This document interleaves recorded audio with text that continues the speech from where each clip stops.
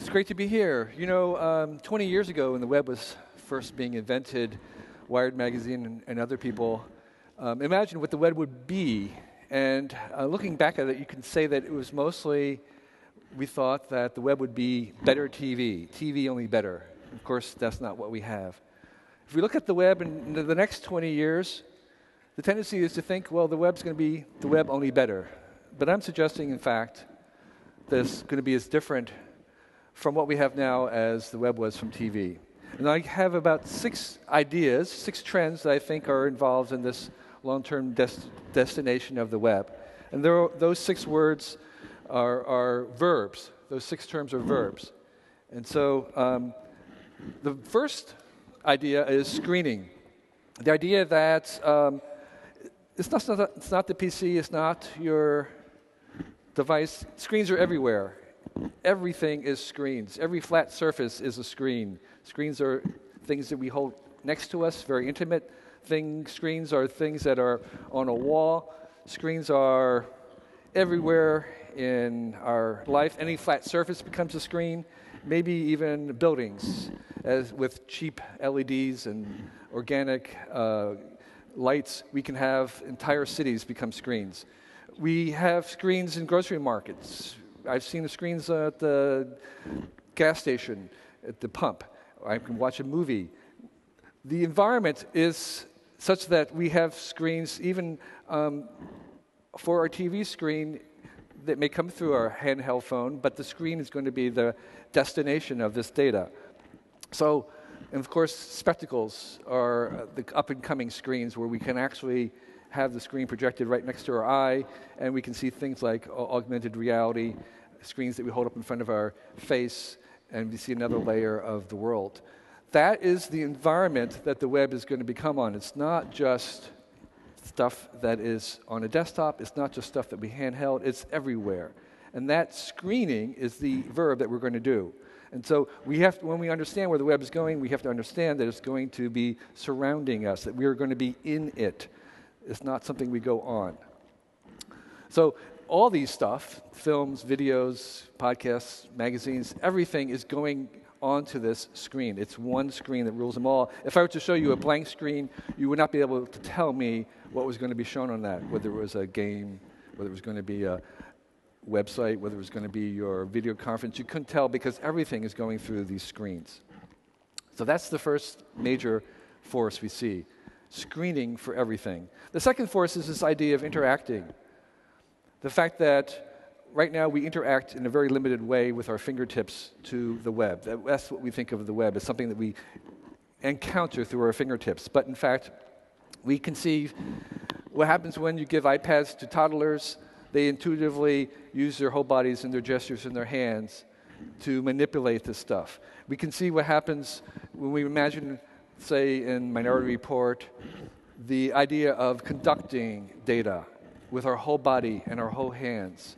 And we're kind of, it's almost like a dance. We see Iron Man was another visualization of what we could do with this if it just wasn't typing. And so we have voice coming up. That's another large threshold that we're going to cross of hearing and speaking. So the web is something that we can actually talk to and talk through. We have several billion camera phones with cameras in them, and those are all eyes that not only see out, but that watch back at us. And so we're equipping this web with another sense, the sense of vision. The screens are things that are windows that we can look at through the world, and we can actually make films and use the same screen that we see at as a camera. And of course, the camera is watching back at us, right? So here's eye tracking software, which is looking at how our eyes move and determining where we're spending the most attention on, say, a web page or a book or a movie. And that thing itself, the web page or the book or the movie or the music, can actually adapt to our own attention. So it's watching back as we watch it. It's watching us watch it, and that interactivity can change what it's providing us, what it's doing. And so the places that are hard, we can have more detail. The places that are, the sections that are more evocative, we can actually change. We can make things that adapt to the way they're being used. That is part of what the web is about. And in fact, I like to think of this as something that can actually read our emotions and our motives, and you'll hear Rosalind Picard talk a little bit more about that. But that is a sense in which there's a full-body engagement with this web that's coming up. And we can think of these things as kind of two-way windows, where we're looking out into it and the world is looking back at us. So screening, interactivity, sharing. We are living in a period right now where most of the innovation is coming through the social aspect, but I have to tell you that we have just begun this process. Anything that can be shared will be shared. We're just discovering that there's almost nothing that won't be shared and can be shared and can be increased in its value by being shared. And so we see things like quantified self-tracking, where people are monitoring themselves, and again, in almost every dimension that you can imagine. They're tracking their sleep, their behavior, their mood, their productivity, their location, their weight, health statistics, on not just an occasional basis, but often in a 24-hour monitoring, and they take this information and they use it to change their behavior. That's one indication of the way in which things can be shared, because they can take this information and share it with others, and that always increases its value. So friends, location, investments, health records, memories, many of these things people said would not be shared, but they are being shared, and they increase value for everybody concerned when they're being shared with permission, in the right context, and with the right tools. And I would say that in a certain sense that if on the meter of what's possible, we're still at the very low end of sharing what can be shared, and that we're going to see in the next decade or two things that we thought had no value become more valuable when they were being shared. And part of the adventure that we have right now is to imagine things that are not being shared and understanding how we could share them and make them more valuable. So that's the third verb. There's screening, there's interactivity, there's sharing. The fourth one is flowing. Flowing is this idea that we're now into a new metaphor for what happens on the web. The first metaphor, which came up from the PC, was this idea that everything was organized just like a desk. So we had a file folder, a desktop. That was the organizing metaphor for the Mac and later Windows. And then we had the second metaphor, which was the page, the link in the web that came with the advent of the web itself. So we imagined the world as a web of pages, and they were all connected by links, and we could see this thing as a web. The third stage that we're moving into very, very quickly is one that's based around streams of things, where we tag things to extract them, and the whole thing forms a cloud.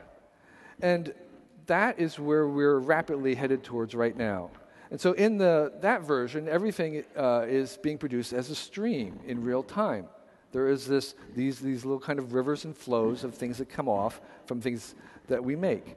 So all the streams of RSS feeds, Facebook walls, the Twitter streams of Netflix, Hulu, increasingly there'll be music streams. These are the components of this new environment. They are streams and flows. They don't have very much of a past. They're very much real time. You see them and you go on. And in the same way, we see things of the movement from the old metaphor of pages to streams, and the old metaphor was the PC, and now we go to clouds. The old metaphor was today, now everything's in real time, now. And we're moving from from a me to a we as we learn to share things. And things before were items in the web, pages maybe. Now everything's being reduced to data. The streams are actually streams of data. And those are the general trends. Whether they happen in the next 5 years or 10 years, everything is headed in that direction, where the thing that's flowing are streams of data coming from these events, and that is the matrix in which these things are happening. They're not so much a web, they're actually just kind of like an ocean of different streams. And we would take those streams and we can weave them together, aggregate them, wherever they cross, whether your stream crosses my streams, that we have an encounter, we have something that we have in common. And I think this emerging view of kind of life streams is another emerging view of a computational kind of or graphical metaphor for how we manage this thing that's coming that we call the Web 2.0, Web 3.0, Web 5.0. That's what it's moving towards. And the important thing is that everything is producing these streams. We're putting little tiny chips into everything we make. So it's just not a website, it's artifacts, it's data centers, it's the doorknob in your hotel, it's your shoe. All these things are producing these streams of data, and that's what we're going to learn to manage. And they're everywhere, they're everything, they're everywhere, and they're always on. So always on is the default mode for this world. And in this world of always on, if it's not in real time, it does not count. So everything is moving towards real time. So that's the fourth one. The fifth one is accessing. If we have these streams of data, if they're flowing through us, if we're surrounded by them, then there's a shift in this sense of ownership. Okay, so the interesting thing about Netflix and Amazon and Spotify is that you no longer have to purchase individual items.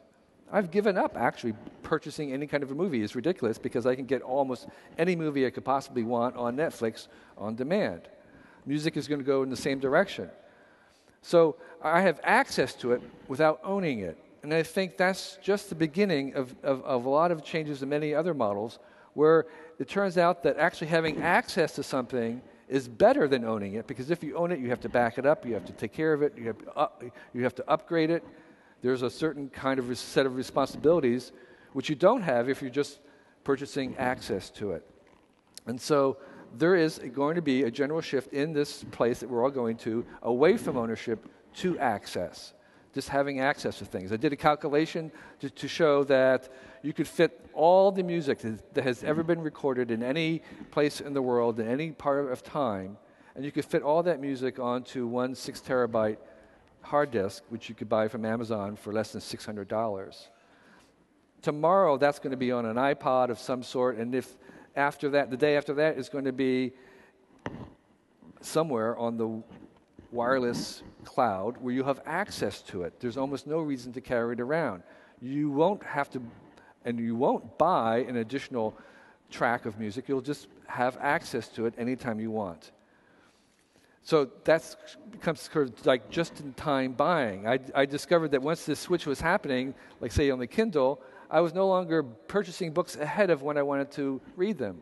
There was almost no reason to, because they would sit in the same place but a different category in the cloud. So right now, the only reason to actually get something is to get it only 5 seconds before you actually want to read it or watch it. There's no reason to stockpile or inventory anything.